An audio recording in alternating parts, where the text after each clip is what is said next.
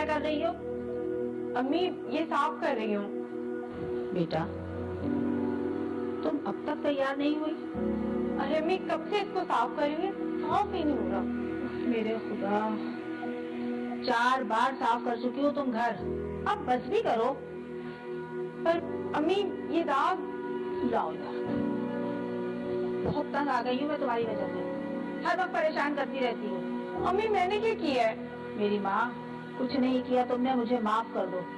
जाओ जाकर अपना हुलिया सुधारो। क्या हुआ, सही तो है मेरा हुलिया? लड़के वाले आ रहे हैं तुम्हें देखने के लिए, जाओ जाकर तैयार हो जाओ। शाबाश। पर अम्मी ये दाग। मैं कर दूंगी ना, तुम उठो, जाओ जल्दी से तैयार हो। शाबाश, तुम्हारे कपड़े ज्वेलरी मैंने सब रख दिया है, और हाँ हल्का सा ना मेकअप भी कर लेना। उठो शाबाश, जाओ जल्दी जाओ, उठो जाओ।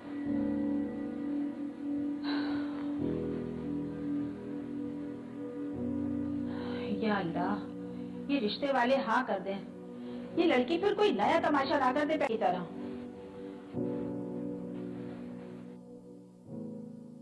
देखिए, हमारे ब्रेन में डिफरेंट न्यूरोट्रांसमीटर्स काम करते हैं, केमिकल्स, और अगर वो बैलेंस है तो इंसान की लाइफ भी बैलेंस होगी। लेकिन अगर उनमें कोई डिस्टर्बेंस हो तो फिर इंसान की लाइफ डिस्टर्ब होती है। और एक न्यूरोट्रांसमीटर सीरीज जिसको हम ग्लूटामेट कहते हैं, जब वो डिस्टर्ब होती है, जिसमें डोपामाइन और सेरोटोनिन वगैरह शामिल है, तो फिर इंसान के अंदर एक ऐसा डिसऑर्डर पैदा होता है जिसको हम कहते हैं OCD, यानी ऑब्सेसिव कंपल्सिव डिसऑर्डर। अब इसमें होता ये है कि इंसान एक काम को बार बार करता रहता है, उसको सेटिस्फैक्शन नहीं मिलती। तो जैसा कि हम इस स्टोरी में देखते हैं कि वो गिलास यानी शीशे को साफ कर रही हैं, तो करे चले जा रहे हैं, करे चले जा रही हैं। तो उसकी बेसिक रीज़न ये है कि अंदर से वो सेटिस्फैक्शन का लेवल अचीव नहीं हो रहा। जब तक वो पूरा नहीं होगा वो शख्स उस काम को करता रहेगा, या फिर वो थक के चूर हो जाएगा, फिर उसको छोड़ेगा। घर ढूंढने में आपको परेशानी तो नहीं हुई? बिल्कुल भी नहीं, आपने जैसे गाइड किया ना तो मुश्किल वाली बात ही नहीं थी। माशाल्लाह बहुत सुलझे हुए हो हमें बेटा। Thank you aunty. बस आसिया क्या बताऊं, अम्मी अब्बू के जाने के बाद बस पूरी जिम्मेदारियां आमिर पर आ गई। मैं तो अपने घर की हो गई, अब बस यही चाहती हूँ कि इसका घर भी बस जाए। बिल्कुल ठीक कह रही हैं आप, हर माँ बाप की यही ख्वाहिश होती है कि उनकी हयाती में उनके बच्चों के घर बस जाएं। जी।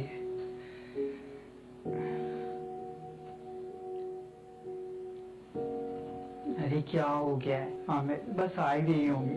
वो आमिर तो बेचैन ही हो रहा है। वो असल में शाजिया ने इतनी तारीफ कर दी ना रहमा की, तो अब उसको हो रहा है कि मैं जल्दी से देखूं बस। हाँ हाँ, मैं बुलाकर लाती हूँ, शायद तैयार हो रही होगी। ये ले आ गई।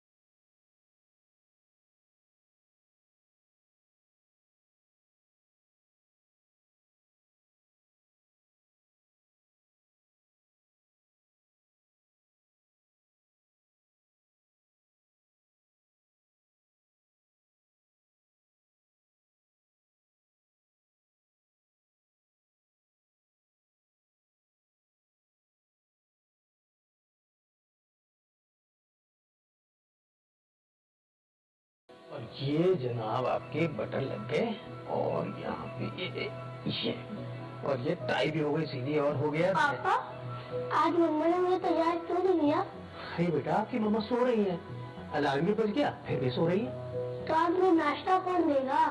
नाश्ता? अरे आपके पापा है ना, आपको नाश्ता बना के देंगे। क्यों हंस क्यों रहे हो? तुम्हें नहीं लगता मैं अच्छा नाश्ता बना सकता हूँ? बेटा आपकी मामा की और मेरी शादी से पहले मैं सारे खाने खुद बनाता था। आई समझ में?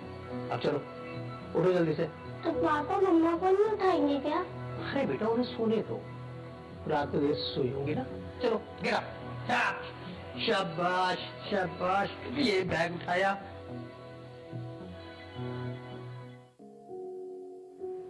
जी सर। जी आप बिल्कुल बेफिक्र रहें, मैं ऑफिस जाकर ईमेल चेक कर लूंगा। आप फिक्र ना करें सर। पापा भूख लग रही है। जी सर। जी सर, मैं ऑफिस पहुंचकर जल्दी से उसमें चेंजेस कर दूंगा और वो फाइल जो है वो आपको सबमिट कर दूंगा। ओके सर, अल्लाह हाफिज। बेटा आप देख नहीं रहे हो, मैं फोन पे बात कर रहा हूँ। बोलो क्या बात है? पापा भूख लग रही है। अच्छा तो मामा को आवाज दे लेते हैं। निम्रा कहाँ रह गई भाई, जल्दी आओ।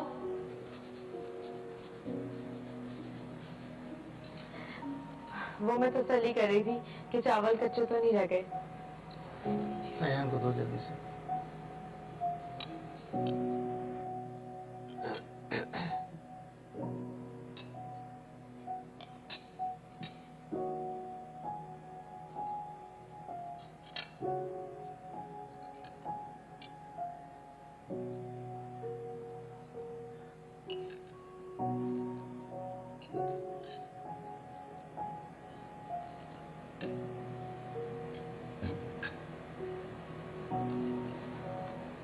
मम्मा बस क्या कर रही है? अरे क्या कर रही हो तुम? अब वो सालन और चावल की क्वांटिटी मैच कर रही हूँ। अरे बस कर दो यार, सारा खाना खराब कर दिया। मैंने क्या किया, मैं तो ठीक करने की कोशिश। रहने दो, मैं सब कर देता हूँ। छोड़ दो। पता नहीं क्या हो जाता तुम्हें, अचानक सही काम करते करते सारे काम खराब कर देती हो तुम। मैं तो ठीक करने की कोशिश कर रही थी। बस बेटा चेक करो जरा, ये लीजिए जल्दी से आप फिनिश कीजिए। तो देखो तुम भी अपना खाना खाओ और जल्दी से सोने चले जाओ, सुबह तुम्हारी आंख नहीं खुलती फिर।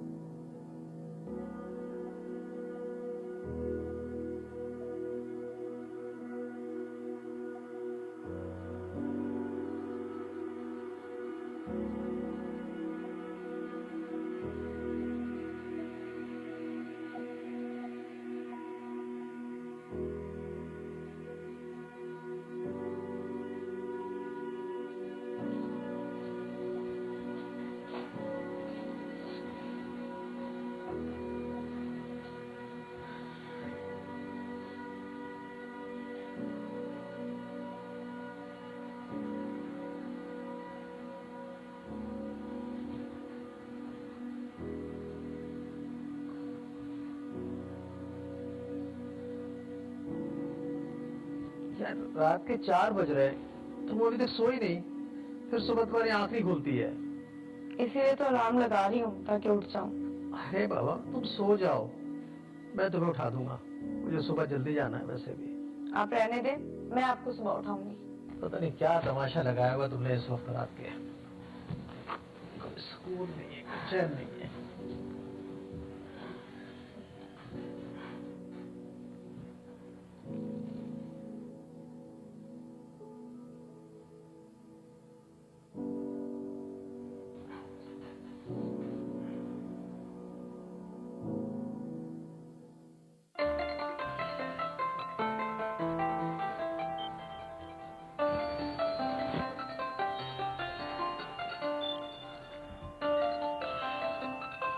निम्रा, निम्रा तुम्हारा अलार्म बज रहा है, उठो, दयान को स्कूल के लिए तैयार करो। निम्रा,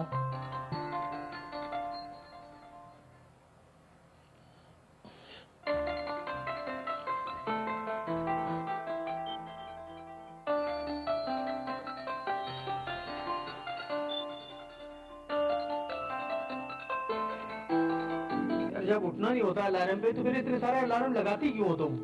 मेरी भी नींद खराब कर रही हो। क्या हो गया, क्यों चिल्ला रहे हो? ये पकड़ो अपना मोबाइल, बंद करो सारे अलार्म्स में, और ये सर को खुजाना बंद करो और जाके ध्यान को तैयार करो स्कूल के लिए। और दिन को सुकून है, रात को नींद।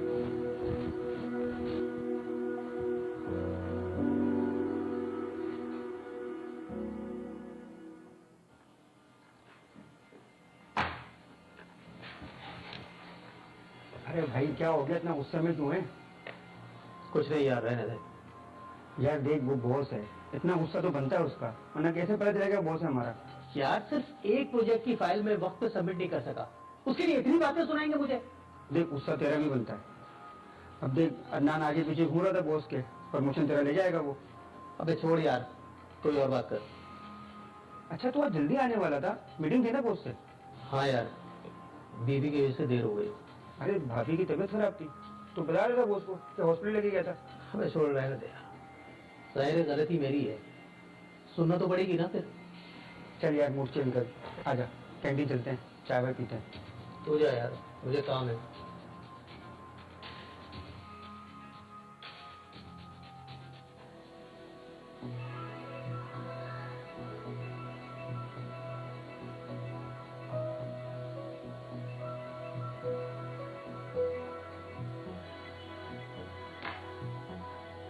निम्रा, क्या है सब कुछ? तुमने पूरी 8,500 रुपए की ऑनलाइन शॉपिंग की आज? अरे ये देखिए मेरा नया जोड़ा। मैं तुमसे कुछ पूछ रहा हूँ। हाँ की है। क्यों किए?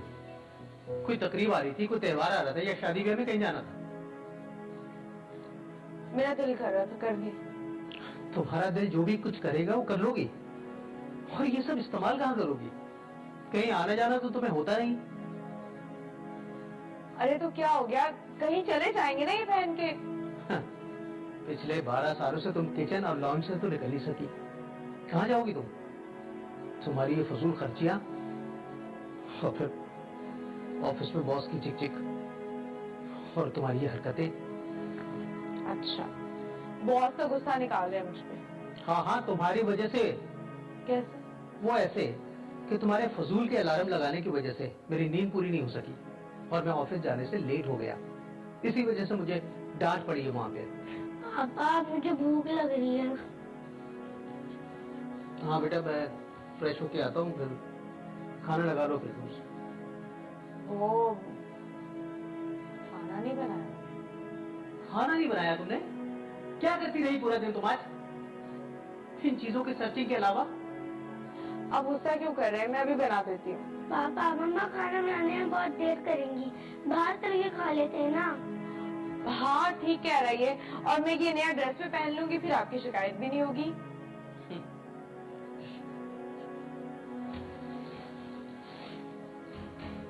इसमें मुख्तलिफ साइंस होते हैं, सिम्टम्स होते हैं, और जो एट्रीब्यूट्स होते हैं ऐसे पेशेंट्स के, ऐसे लोगों के, कि मिसाल के तौर पे अगर हाथ धो रहे हैं तो हाथ ही धोए चले जा रहे हैं, या दरवाज़ा बंद कर दिया लेकिन उन्हें ये डाउट है कि दरवाज़ा सही से बंद नहीं किया, अब वो बार बार चेक कर रहे हैं, या जैसा कि हमने स्टोरी में देखा कि वो चाय को बैलेंस करना, कि इसमें कम इसमें ज़्यादा, तो वो बेसिकली माइंड उनका उनको सर्टेनिटी का सिग्नल नहीं देता कि now this is perfect, this is all right, this is done.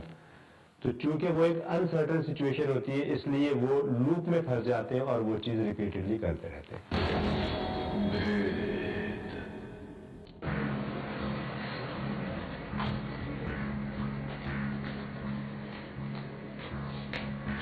पापा पापा उठे ना।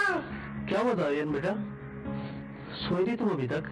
पापा आज मेरा पेपर है और मैं स्कूल के लिए लेट हो गया। क्या? ओह माय गॉड, 8:30 बज गए। मामा कहाँ है तुम्हारी? वो कब से वॉशरूम में है। आओ चलो देखते हैं। चलो जल्दी करो, जल्दी करो, जल्दी।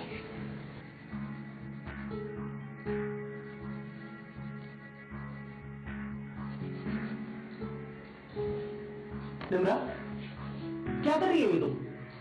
ये यूनिफॉर्म धो रही हूँ। तुम्हें पता है कि दहन का एग्जाम है आज?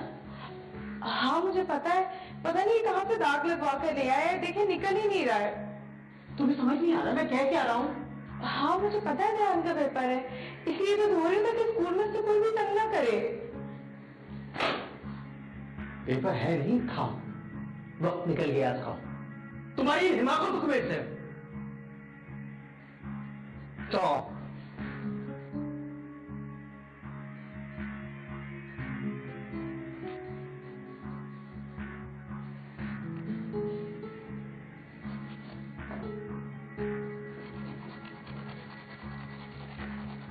Thank you very much sir. अगर आप दयान को इस वक्त एग्जाम देने की परमिशन नहीं देते तो उसका पूरा साल बर्बाद हो जाता। देखिए रईस साहब, दयान एक ब्रिलियंट स्टूडेंट है, इसीलिए मैंने आउट ऑफ द बॉक्स जगह परमिशन दी है, क्योंकि ना तो कभी वो एब्सेंट रहा, ना कभी किसी टीचर को कोई कंप्लेंट रही। थैंक यू सर, मैं आपका बहुत शुक्रगुजार रहूंगा। इफ यू डोंट माइंड, क्या मैं पूछ सकता हूँ कि ऐसा क्यों हुआ? आई मीन आप लोग भी रिस्पॉन्सिबल हैं उसके बाद भी। वो सर एक्चुअली इट्स ओके, अगर आप डिस्कस नहीं करना चाहते तो नो इशू। एक्चुअली बात यह है कि कुछ दिनों से मेरी बीवी को पता नहीं क्या हो गया है। सब अजीब अजीब हरकतें कर रही है और हर काम को एक्सट्रीम लेवल पे ले जाती है। उसकी वजह से काम बनने के बजाय बिगड़ने लगे। आप एक काम कीजिए, ये मेरी एक बहुत अच्छी जानने वाली साइकेट्रिस्ट हैं, आप वाइफ को लेकर उनके पास एक विजिट करें। देखिए मैं सिर्फ इसलिए कह रहा हूँ ताकि अगर कोई ऐसी प्रॉब्लम है जो आपको ये हमारी समझ में ना आ रही हो तो आप उनसे डिस्कस करें, ताकि फ्यूचर में आप ही के लिए आसानी हो। ठीक है sir, thank you very much, बहुत शुक्रिया सर आपका। काफी अरसे के बाद आए। दयान और निम्रा कैसे हैं? उन्हें साथ क्यों नहीं लेकर आए? वो निम्रा को मालूम नहीं कि मैं आपके पास आया हूँ। अच्छा, सब ठीक तो है? क्या बात है, परेशान लग रहे हो? नहीं, ऐसी कोई बात नहीं है। दरअसल मैं निम्रा के मुतालिक कुछ बात करने आया था आपके साथ। अच्छा, क्या बात बेटा? सब खैरियत तो है ना? मुझे जल्दी बताओ, मेरा दिल घबरा रहा है। ऐसी वैसी कोई बात नहीं है, मुझे तो सिर्फ ये पता करना था कि निम्रा में कुछ पागलपन, मेरा मतलब है कोई मसला तो नहीं है उसके साथ। देखिए अम्मी, मुझे बता दीजिए, मेरे और दयान के बहुत मसाइल पैदा हो रहे हैं निम्रा की वजह से, और आज तो दयान का फाइनल पेपर मिस होते होते रह गया बस। प्लीज प्लीज मुझे बता दीजिए आप। बेटा, एक बात मैंने तुमसे छुपाई थी, अब समझ में नहीं आ रहा कि कैसे बताऊं। देखिए, निम्रा मेरी बीवी है और उसके मुतालिक जानने का मुझे पूरा हक है। पहले तो ये मसाइल छोटे मोटे थे तो नजरअंदाज हो जाते थे, मगर अब ये मसला बहुत बढ़ गया है। बेटा, मैं नहीं जानती कि ये बीमारी है या नहीं है, और अगर है तो ये कैसी बीमारी है? बार बार साफ चीजों को साफ करना, सलीके से रखी हुई चीजों को बार बार सलीके से रखना, और अक्सर तो कभी ऐसा होता था कि ये इसकी इन हरकतों की वजह से नुकसान का सबब बन जाती थी। नुकसान? कैसा नुकसान? बेटा, निम्रा के बहुत रिश्ते आए और ना चाहते हुए भी वो ऐसी हरकतें कर जाती थी कि रिश्ते वाले आके रिश्ते से इनकार करके चले जाते थे। लेकिन जब तुम्हारा रिश्ता आया तो मैंने उस पर काफी दबाव डाला। मैंने उसे समझाया कि अब कोई ऐसी बेवकूफी नहीं करना। दरअसल यही मसला मेरी छोटी नंद के साथ भी था। 4 साल शादी के बाद उसे तलाक हो गई, लेकिन तुम्हारे पास से कभी कोई शिकायत नहीं आई निम्रा की, तो मैं यही समझी कि अब वो ठीक हो गई है। लेकिन अम्मी, आपको मुझे पहले बता देना चाहिए था ये सब कुछ। हाँ बेटा, गलती हो गई मुझसे। वालिद के इंतकाल के बाद मैंने ही निम्रा को पाला। कुंवारी बेटी का दुख इतना नहीं होता जितना तलाक याफ्ता बेटी का होता है। खुदा के लिए मेरी इस गलती की सजा मेरी बच्ची को ना दो, वरना इस बुढ़ापे में मैं ये बोझ नहीं सह पाऊंगी। मैं तुम्हारे आगे हाथ जोड़ती हूँ बेटा, मुझे माफ कर दो। जब इस तरह की सिचुएशन हो किसी भी फैमिली में, चाहे वो मदर हो, फादर हो, कोई भी फैमिली मेंबर हो, तो फिर उसमें लोगों को रोल डिवाइड कर लेना चाहिए, ना कि सारी जिम्मेदारी एक ही शख्स पे डालें, उसकी बीमारी को एक्नॉलेज ना करें, एक्सेप्ट ना करें, रियलाइज ना करें, और वो शख्स सारा काम कर रहा है।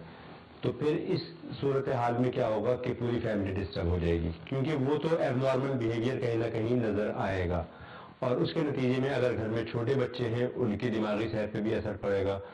समटाइम्स वो इतना ज़्यादा ऑब्सेशन हो जाता है कि वो चीज़ें जो हैं वो ट्रांसफ़र हो जाती हैं, और बच्चों में भी फिर उस तरह के वो ट्रेड्स पैदा होना शुरू हो जाते हैं, जो कि जब बड़े होते हैं तो फिर वो चीज़ें नज़र आती हैं।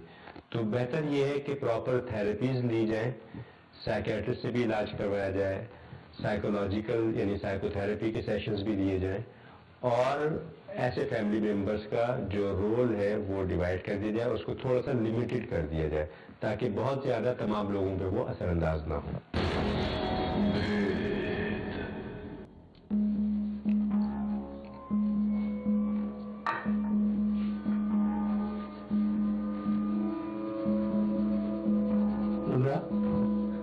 क्या कर रही है सब? अरे आप आ गए, आज इतनी देर से आए। पता आज मैंने सारे काम टाइम से किए, मैंने खाना भी बना लिया, मैंने ध्यान को खाना भी खिला दिया, वो सोने भी चला गया। अब तो आपको मुझसे कोई शिकायत नहीं है ना? अरे ये सब बाद में कर लेना, अभी आराम कर लो। अरे नहीं नहीं, जब तक ये साड़ी में साफ करके नहीं ना रख देती तब तक मुझे चैन नहीं आएगा। अरे ये सब साफ है, तुम बार बार एक ही काम करके अपने आप को हलकान कर रही हो। नहीं नहीं, ये ना सब इक्वल होनी चाहिए, वरना लोग क्या कहेंगे? अरे कोई कुछ नहीं कहेगा, तुमने खाम खाए सब अपने ऊपर तारी कर रखा है। ऐसी कोई बात नहीं है, आप नहीं समझेंगे। अच्छा, मैं आपके लिए खाना गर्म करूं? तुमने खाना खाया?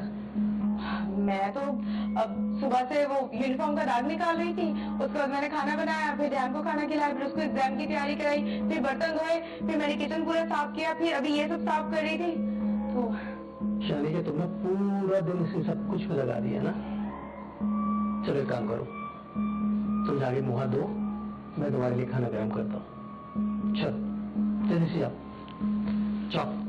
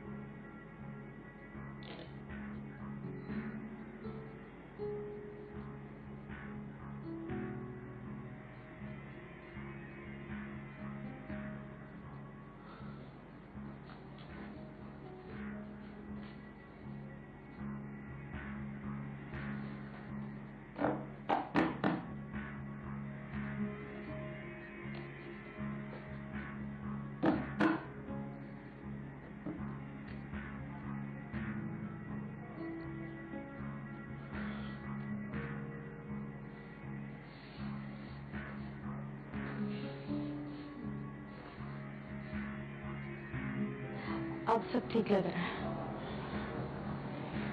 एक्चुअली मैं वर्क में इतना बिजी रहती हूँ कि प्रॉपर ऑर्डर करने का टाइम ही नहीं मिलता चीजों को। थैंक्स। कोई बात नहीं, अम्मी की तरह ना ये भी गुस्सा हो जाते हैं मेरी इनर को तो पे। डॉक्टर साहब, आपको साफ सुथराई, चीजों को नीट एंड क्लीन रखना बहुत ज्यादा पसंद है। हाँ, जब तक मैं उसे साफ ना कर लूँ बेचैनी सी लगी रहती है। नहीं, मैं आप थोड़ी देर के लिए बाहर जाएंगी, मुझे आपके हस्बैंड से कुछ बात करनी है।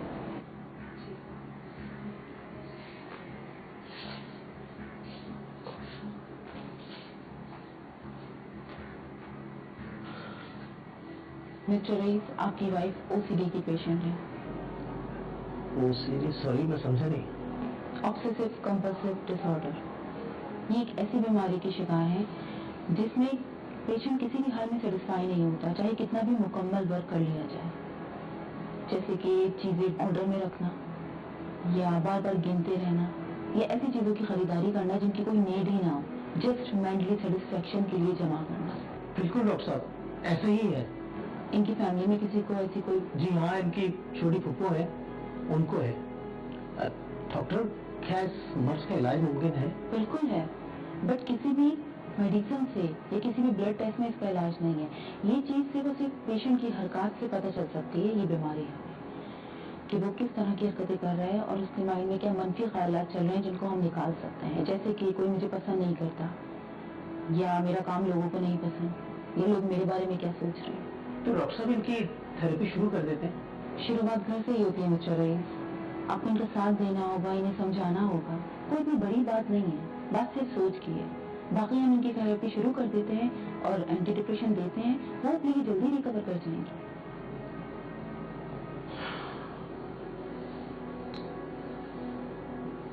अब समटाइम्स होता ये है कि चूंकि अवेयरनेस नहीं होती लोगों को, तो लोग ये समझते हैं कि शायद ये शख्स जो है कोई वैसे ही मतलब बुरी आदतों का शिकार हो गया है, या इसके कुछ पैटर्न्स डिफरेंट हो गए हैं, या ये यानी एक मजाक में कहते हैं कि भाई सनकी हो गया है, भाई ये तो कोई भी चीज करता है तो करता चला जाता है।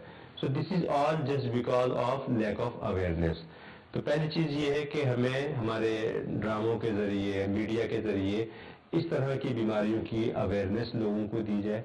और दूसरी चीज ये है, अगर आपके घर में कोई ऐसा शख्स है कि आपको लगता है ये एबनॉर्मल बिहेवियर कर रहा है, तो बजाय इसके कि आप एक्सपेरिमेंट्स करते रहें, आप उसको देखते रहें और टाइम गुजारते रहें, आप फौरी तौर पे किसी एक्सपर्ट के पास लेके जाएं, डॉक्टर के पास लेके जाएं, ताकि फौरी तौर पे आपको कोई प्रॉपर ट्रीटमेंट मिल सके।